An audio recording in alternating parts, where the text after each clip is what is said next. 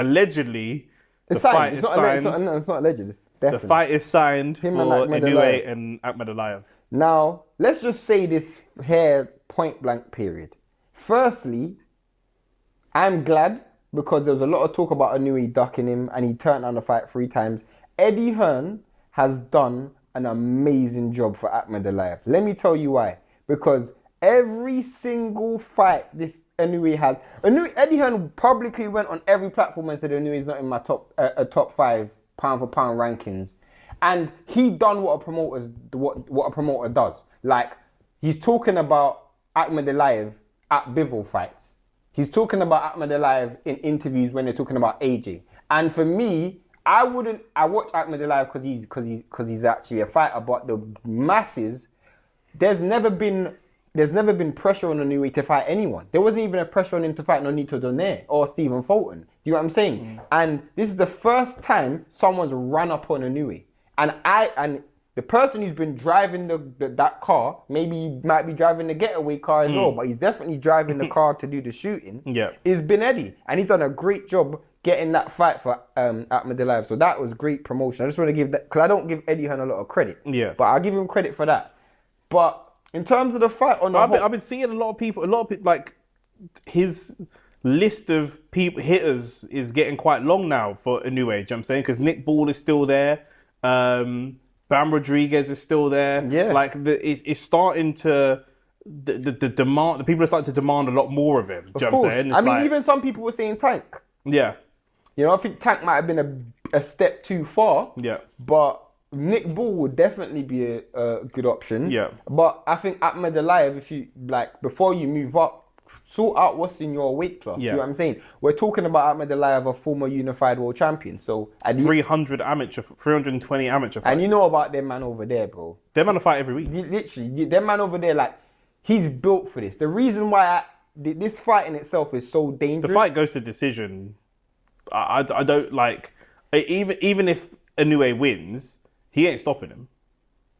Bro, this is actually where we're at right now. Let's literally talk about the fight because the fight's so intriguing. Because I'm like, I think about it like, we've seen Inoue down multiple times. Yep. We've seen him hurt, damaged by someone who probably like we got rocked by Donaire. Donaire can crack, but in his last fight he got dropped being aggressive. By Cardenas. Yeah, by Cardenas. And I'm thinking to myself... Akhmadaliev hits harder than Cardenas. You know what I'm saying? Yeah. But he goes down by a lot of flash knockdowns, to be fair. There's a lack of balance. It's when he's attacking, he gets caught flush, he goes down. And he does tend to make the adjustments. He starts a little bit slow. He almost reminds me a little bit of like a less seasoned Crawford back in the day. Because he used to start really slow. And he starts a bit quicker... Now he starts downloading data quicker now. But against Akhmadaliev, you let him get into his rhythm and dictate the fight. It's interesting because it's also a factor that we've never seen anyone like piss off Inoue. Whereas the whole thing, I remember Inoue literally tweeted something about this fight before it happened. Like, bro, I'm never gonna be ducking you. Why would I duck you? X, Y, Z. I'm like, that was so un-Inoue like. Yeah. I know it wasn't like a Tank reaction where he's Japanese and Tank's an idiot, so it's not. But he reacted in a way where I'm like, that's a bit interesting, and I'm like, I wonder how does it bring out the best or the worst of you? Because Tyson Fury tried to rattle Usyk, and it just brought out probably the more spiteful Usyk. You might have been better off being really nice to him and hoping that he doesn't bruck you up because he's quite a nice guy. But now, same thing with Daniel Dubois taking the same stance, probably driven by Frank Warren or Don Charles, and you think.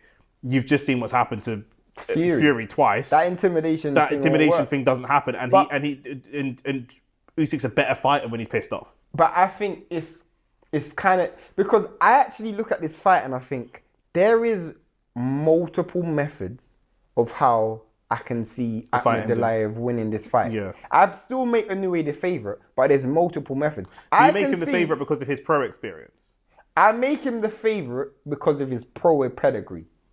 I think Akhmadaliev, his amateur experience, obviously, but I don't know if Inoue can get away with the mistakes that I've seen him make. And sometimes bad habits become more than habits. But can his power I guess the question is, can his power get him out of trouble? That's the question. I don't know. I've never seen Akhmadaliev like rock like how I've seen done it. How I saw him against. It might have to be a tank situation. You're down on the cards, but you crack and you come back. He might win on the cards just out of the fact that Akhmadaliev in the pros. Akhmadaliev has not come across a hitter like Inoue.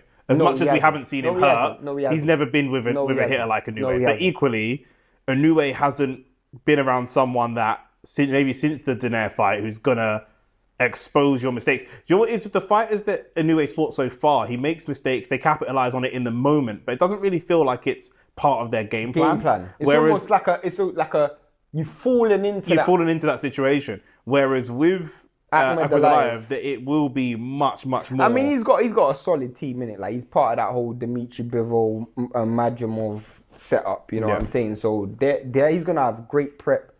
But for me, I still lean towards Inoue, but I'm glad to see the fight happening. Probably the best boxing camp in the world.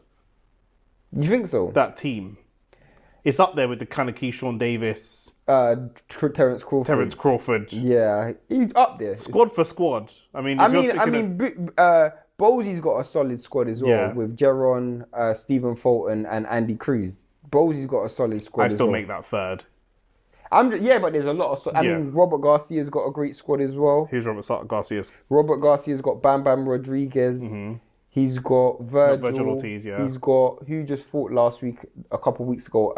Obviously he lost to Devin Haney, Jose Ramirez. Yeah. Still not as good. But there's some good team. Obviously back in the day it was the Reynoso team. You know what I'm saying?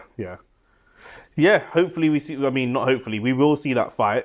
We will be live for that fight. Where do you think that fight will happen?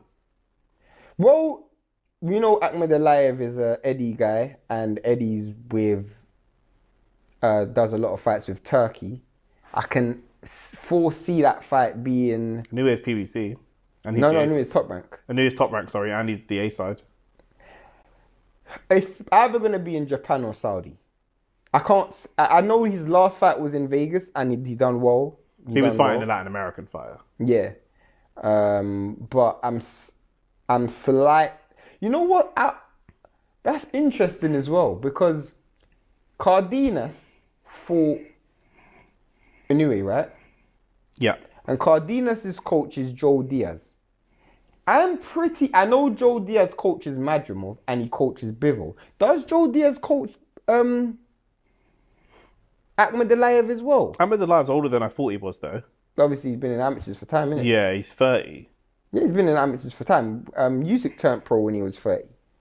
Yeah. But check for me. I'm looking at Akhmadaliev's coach is Joe Diaz. Just check, because if it is, that would be mad. Because that would mean he would have had the whole Cardenas camp to train for Inoue, and then he would have literally had another person to train for Inoue straight away. Yeah. Trying to see who his coach is. I was just Googled the coach, but it's not come up straight away.